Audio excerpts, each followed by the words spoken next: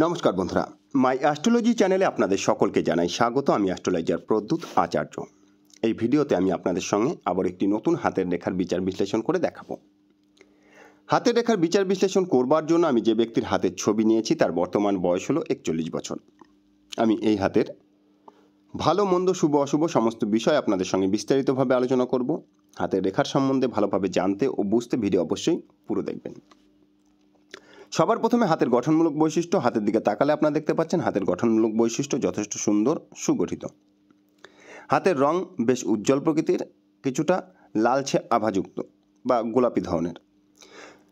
হস্তরেখা শাস্ত্র অনুযায়ী বলা হয় যাদের হাতের রং লালচে বা গোলাপি আভাযুক্ত হয় তাদের শরীর ও মস্তিষ্কের রক্ত সঞ্চালন সঠিক হয়, ফলে তারা স্বাস্থ্যবান এবং বুদ্ধিমান প্রকৃতির মানুষ হয়।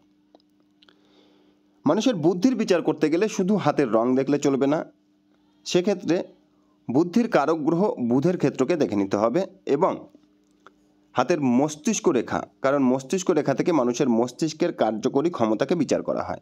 দেখুন, মস্তিষ্ক রেখা হাতের অত্যন্ত গুরুত্বপূর্ণ রেখা, কারণ এই রেখা নির্দেশ করে মানুষ নিজের ক্ষমতায় জীবনে উন্নতি বা সফলতা প্রাপ্ত করতে পারবে কিনা।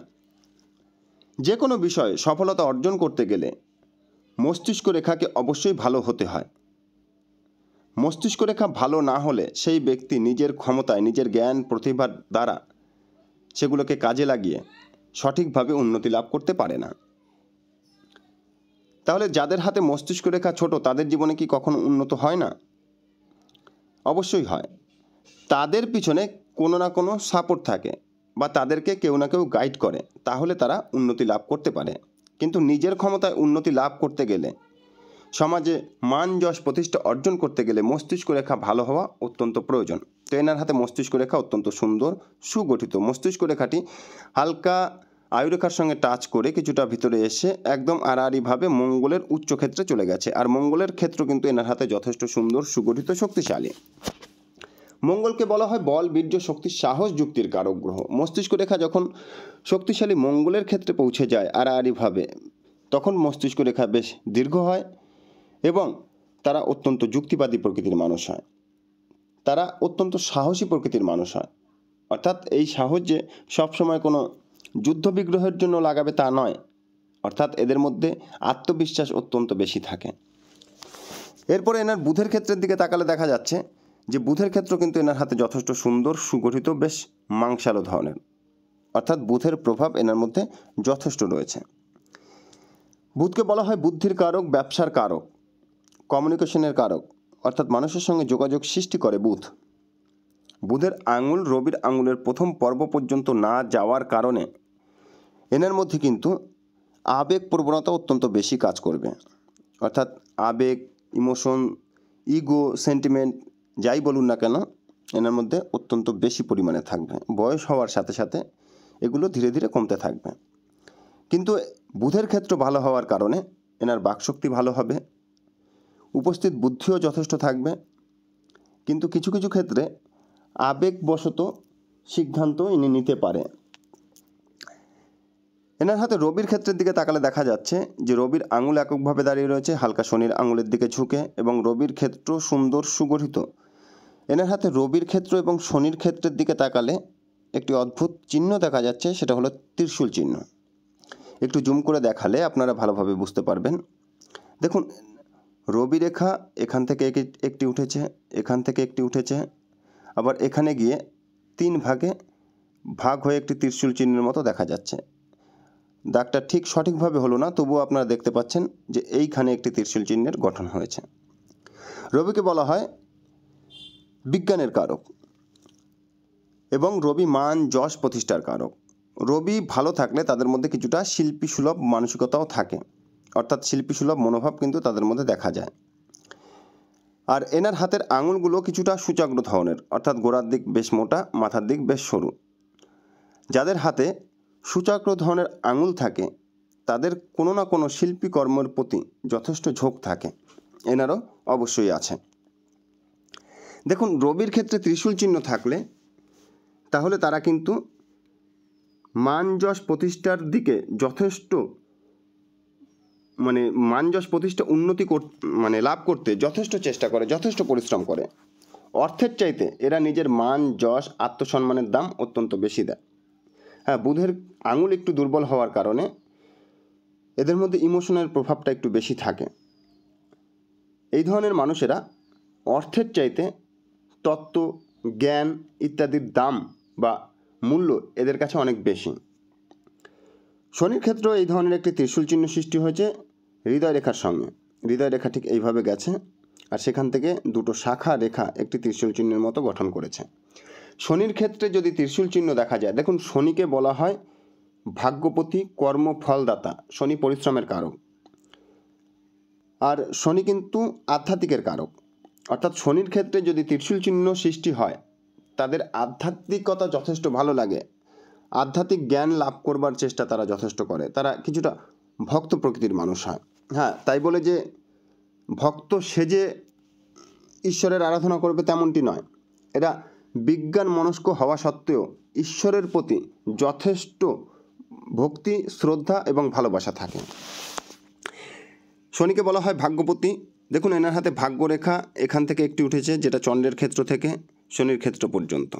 এই ভাগ্যরেখা অনেক জায়গায় পীড়িত হয়েছে আর এরো রেখার দ্বারা কেটে গেছে।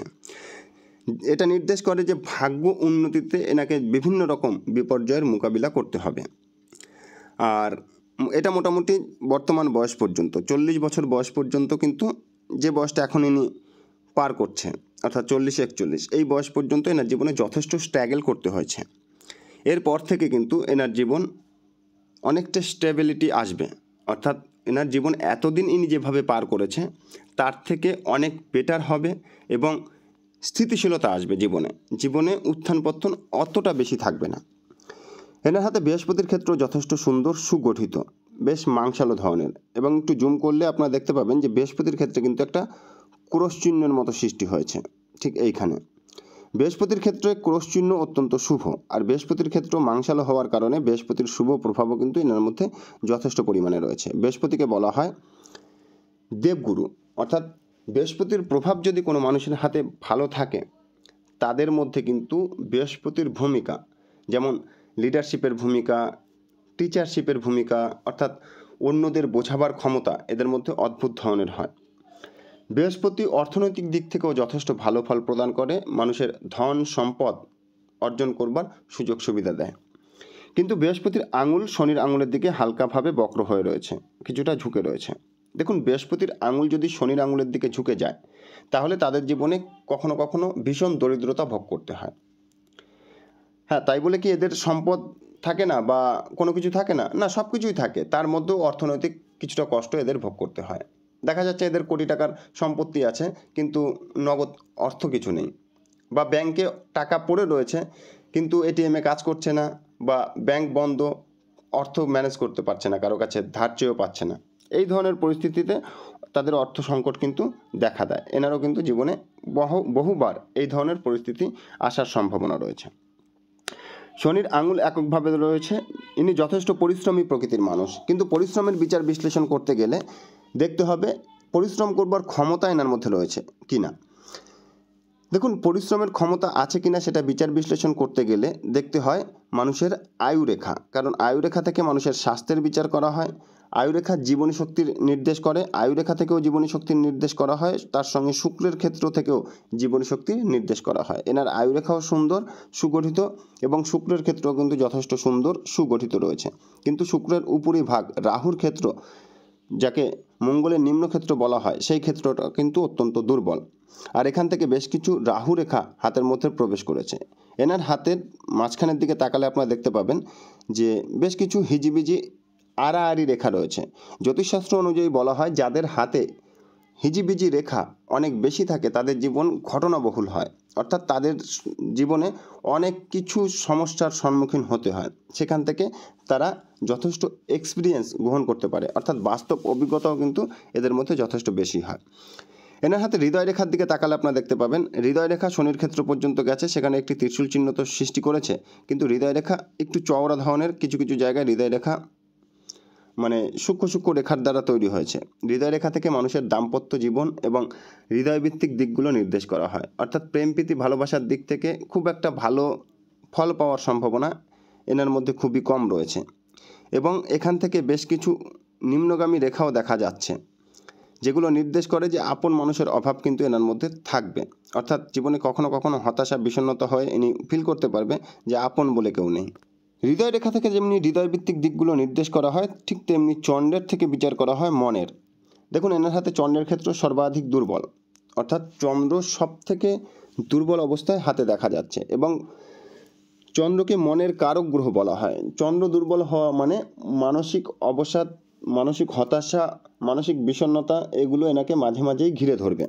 আর এই দুর্বল চন্দ্রের থেকে উঠেছে ভাগ্যরেখা, যেটা আমি একটু আগে বললাম যে এই ভাগ্যরেখা বেশ কিছু জায়গায় পীড়িত হয়েছে, যেটা নির্দেশ করে যে জীবনে যথেষ্ট স্ট্রাগল এনাকে করতে হবে। অর্থাৎ অনেক পরিশ্রম, অনেক সংঘর্ষের মধ্যে এনার জীবন অতিবাহিত হয়েছে। মোটামুটি 40-41 বছর বয়সের পর থেকে এনার জীবনে অনেক স্টেবিলিটি আসবে।